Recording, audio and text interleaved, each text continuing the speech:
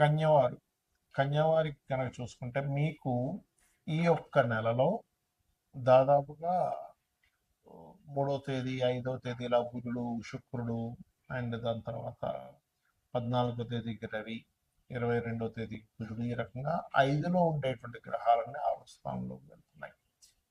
మరి 5లో గ్రహాలు ఉన్నప్పుడు సప్తమ శని, దశమ స్థానంలో గురువు, 12వ స్థానంలో కేతు ఉన్నందుకు అసలు ఎటువంటి ఫలితాలు మీకు జరగనున్నాయి, ఏ దేవత ఆరాధన చేసుకోవాలి అనేటువంటి అంశాలు చెప్తుంది నేనైనప్పటికీ చెప్పిస్తుంది సాక్షాత్ లలిత అమ్మవారిగా భావిస్తూ, ప్రధానంగా ఇక్కడ మీకు పంచమంలో ఎప్పుడైతే అధిక గ్రహాలు ఉన్నాయో ఇది ఇమ్యూనిటీని పెంచుకోవడానికి, కొత్త కొత్త ఫ్రెండ్స్ ఏర్పడడం జరుగుతూ ఉంటుంది. మీకు రుణాలు తగ్గించుకోవడానికి, రుణాలు తీర్చడానికి ఈ మాసంలో 17వ తేదీ లోపల వరకు చాలా అనుకూలం. మరి 17వ తేదీ నుంచి ఎప్పుడైతే మీకు పంచమ 6వ స్థానంలో, పంచమం నుంచి షష్టమ స్థానంలోకి వెళ్ళేటువంటి గ్రహాలు ఇక్కడ రుణ యోగాన్ని ఉన్నాయి. మనకు రుణం కూడా అవసరం పడుతుంది ఒక్కోసారి, కాబట్టి రుణం కోసం ప్రయత్నం చేసేటువంటి వారికి 17వ తేదీ నుంచి చక్కగా అనుకూలత ఉంది. అట్లాగే ఇక్కడ కొంచెం స్నేహితులతో చిన్న చిన్న ఘర్షణ వాతావరణం చూపిస్తుంది మనకి ఈ నెల ఫస్ట్ హాఫ్లో, కాబట్టి కొంచెం చూసుకోండి. అండ్ అలాగే ఉద్యోగ అవకాశాలు కూడా ఎక్కువగా వస్తాయి, అందులో ఎటువంటి సందేహం లేదు. కాకపోతే మీరు ఏదైనా ఒక ఇన్వెస్ట్మెంట్ చేసేటప్పుడు మాత్రం రవి శుక్రవారాలు చేయకండి. రవి మంగళవారం, శుక్రవారం కదా, రవి మంగళవారాలు చేయకండి. మరియు 6లో అధిక గ్రహాలంటూ సప్తమ స్థానంలో మీకు శని భగవానుడు ఉన్నందుకు ప్రధానంగా మీరు తీసుకోవాల్సిన జాగ్రత్తల్లో ఎట్టి పరిస్థితుల్లో వివాహ నిర్ణయాలకు సంబంధించినటువంటి అంశంలో తొందరపాటు నిర్ణయం పనికిరాదు. ఏదైనా ఒక వ్యాపారం ప్రారంభిస్తున్నారు, ఆ వ్యాపారంలో పర్టికులర్గా పార్ట్నర్స్ని ఎంపిక చేసుకునే విషయంలో తొందరపాటు నిర్ణయం పనికిరాదు. ఈ 2 విషయాల్లో చాలా జాగ్రత్తగా ఉండండి. చక్కగా ఉద్యోగ అవకాశాలు వస్తాయి, అందులో ఎటువంటి సందేహం లేదు. రుణాలు లభిస్తాయి.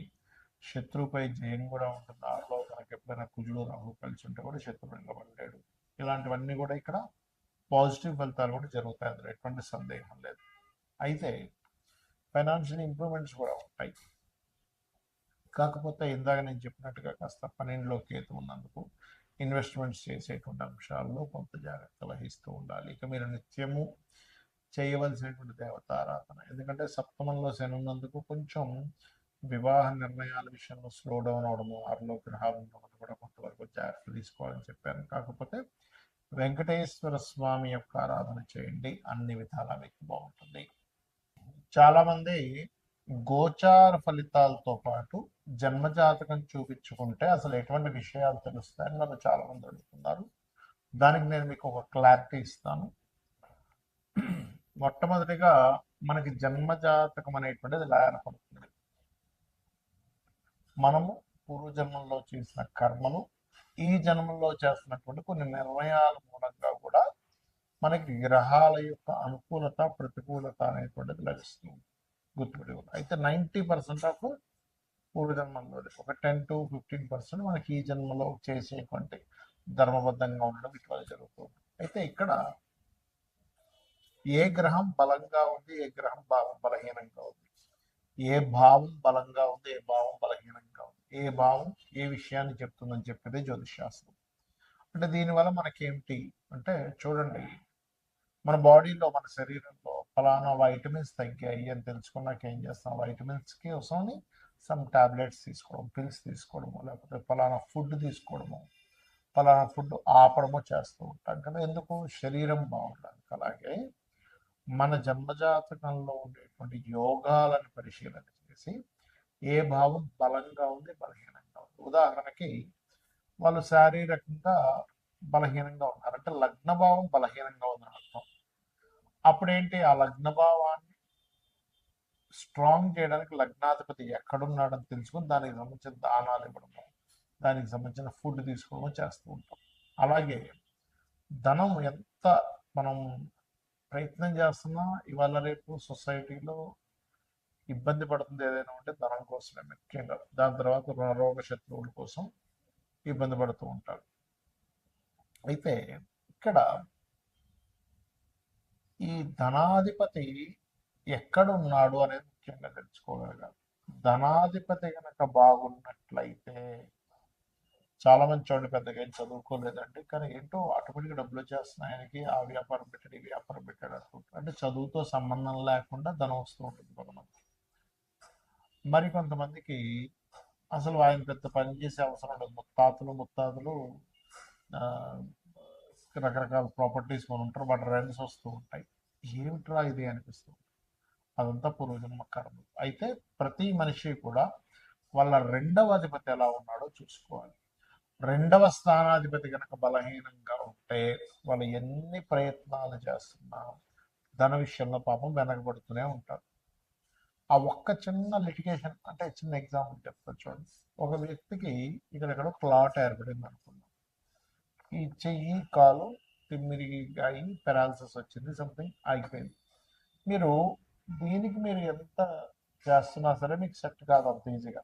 క్లాట్ ఎక్కడ ఏర్పడిందో అది కరగాలి. అది కరిగితే రక్త ప్రసరణ అయితే దాని వేవ్స్ కనెక్ట్ అయితే బాడీ మన బుర్రలో ఉన్నటువంటి మెదడులో ఉన్నటువంటివి ఏవైతే ఉన్నాయో అవి కనెక్ట్ అయితే అవి ఖచ్చితంగా ఆటోమేటిక్గా వాళ్ళకి సెట్ అయిపోతుంది. అట్లాగే మనం పూర్వజన్మల్లో ఎక్కడ ఏ కర్మ మూలంగా అక్కడ ఆగింది దానికి సంబంధించినటువంటి విషయంలో మనం ఎట్లా తెలుసుకోవాలి అనేటువంటి విషయం చెప్తుంది జ్యోతిషాస్త్రం. కాబట్టి మీ ధనాధిపతి ఎవరు, ఆ రూపంలో మీరు కనుక చిన్నప్పుడు చదువుకోవడము దానికి సంబంధించిన వర్క్స్ నేర్చుకోవడం ద్వారా బాగుంటుంది. అదేవిధంగా మనం చేసే ప్రయత్నాలు అనుకోండి, మనం ఏ దిశలో ఉండాలి, అలాగే సంతాన అభివృద్ధి, అసలు సంతానం ఎప్పుడు పొందితే మంచిది, సంతాన అభివృద్ధి అవ్వాలంటే ఏం చేయాలి, మనకి ఇవాళ రేపు అందరూ ఇబ్బంది పడుతుంది దేని గురించి అంటే రుణాలు ఉన్నాయని, రోగాలు ఉన్నాయని, శత్రుత్వాలు ఉన్నాయి. ఇవి అసలు ఎందుకు ఏర్పడుతున్నాయి, మనం ఏ కర్మ వల్ల వీళ్ళందరూ ఏర్పడ్డారు మన చుట్టూ, అలాగే వివాహం అసలు ఎప్పుడు చేసుకుంటే మంచిది, ఇలాగా అనేకమైన విషయాలు. అంటే ప్రొఫెషన్లో ఎందుకు ఎదగలేకపోతున్నాం, ప్రొఫెషన్లో ఎక్కువ చేంజ్ అయితే మంచిదా, విదేశాలకు వెళ్ళుంటే మంచిదా, లేనట్లయితే ఇన్వెస్ట్మెంట్స్ ఎప్పుడు చేస్తే మంచిది. ఇలా ఒకటి రెండని కాదు, అనేకమైనటువంటి అంశాలు. రత్నం గురించి కానివ్వండి, మనం తెలియక ఏం చేస్తాం అంటే ఏదో రత్నం పెట్టేసుకుంటాం. అలా కాకుండా స్పెసిఫిక్గా మీకు ఫలానా రత్నం వల్ల కొంత సపోర్ట్ లభిస్తుంది. ఒక విషయం చెప్తాను, రత్నం పెట్టేసుకోగానే వెంటనే కోటీశ్వరుడు అయిపోతాడు అనేది పూర్తిగా అబద్ధం. కొంత మీకు సపోర్టివ్గా ఉంటుంది. ఎలా అంటే ఒక మనిషి చూడండి డిప్రెషన్లో ఉన్నప్పుడు ఒక ఫ్రెండ్ వచ్చే ఎందుకు ఏమవుతుంది ఏం కాదు అని ఒక చిన్న ఒక మాట మనకు తెలియని ఒక గుండె ధైర్యాన్ని ఎలా ఇస్తుందో, సేమ్ యాజ్ ఇట్ ఈజ్ మీరు ఏదైతే రత్నాన్ని ధరిస్తారో ఆ రత్నము కూడా మీరు ఏదైతే స్పెసిఫిక్గా ఫలానా గ్రహం బాగుంది అన్నప్పుడే ధరించాలి. అదర్వైజ్ మీరు రత్నం అవాయిడ్ చేసేసి చక్కగా రుద్రాక్షం లేకపోతే మీ ఇష్టదైవం యొక్క రూపైనా ధరించవచ్చు.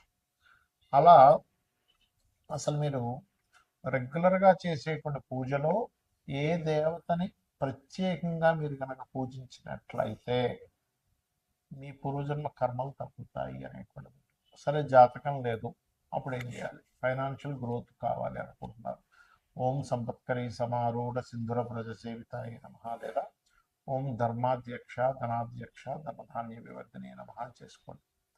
అలాగే అది అప్పులు ఉన్నాయి, ఓం అపర్ణాయ నమః చేసుకోండి. లేదండి నాకు ఉద్యోగ సంబంధించిన విషయంలో ఇబ్బంది ఉంది, ఓం మాణిక్య మకుటాకార జానుద్వయ విరాజితాయ నమః.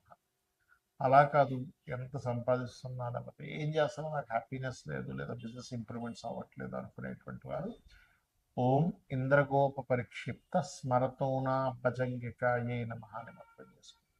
ఇలా ఒకటి రెండని కాదు, మీరు ఏదైతే అనుకుంటారో ఆ సంకల్పం మనసులో, అంటే మీరు ఫలానా ఉద్యోగం రావట్లేదు, ఓకే వివాహమే అనుకోండి, ఓం కామేశబద్ధ మాంగళ్య సూత్ర శోభిత కందరాయ. అంటే ఇక్కడ ఏంటంటే చాలా మంది చేస్తున్న మిస్టేక్ ఏంటంటే ఆ సమయం వచ్చిందో లేదో జన్మజాతకంలో చూసుకోకుండా అది రావట్లేదు అది అవ్వట్లేదు అని బాధపడుతూ ఉన్నారు. అంటే ఎలా అంటే ఉదాహరణకి ఒక విత్తనం వేసి ఒక భూమిలో ఒక విత్తనం వేసాం, అది చెట్టు వస్తుంది, మొక్క మొలుస్తుంది వస్తుంది.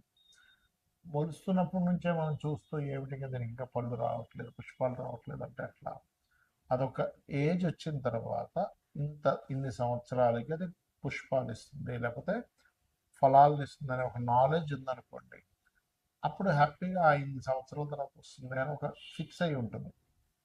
కాబట్టి ప్రతి జాతకానికి కూడా ఎప్పుడు వివాహం అవ్వాలి, ఎప్పుడు చేసుకుంటే మంచిది, ఎప్పుడు ఇన్వెస్ట్మెంట్స్ చేయాలి, ఏ రంగాల్లోకి వెళ్తే మంచిది, ఎందుకు ధన సంబంధించిన ఇబ్బందులు వస్తున్నాయని ఒక క్లారిటీగా, ఒక జ్యోతిలాగా వెలుగుని చూపించేది, ఒక దారిని చూపించేది జ్యోతిష్ శాస్త్రం.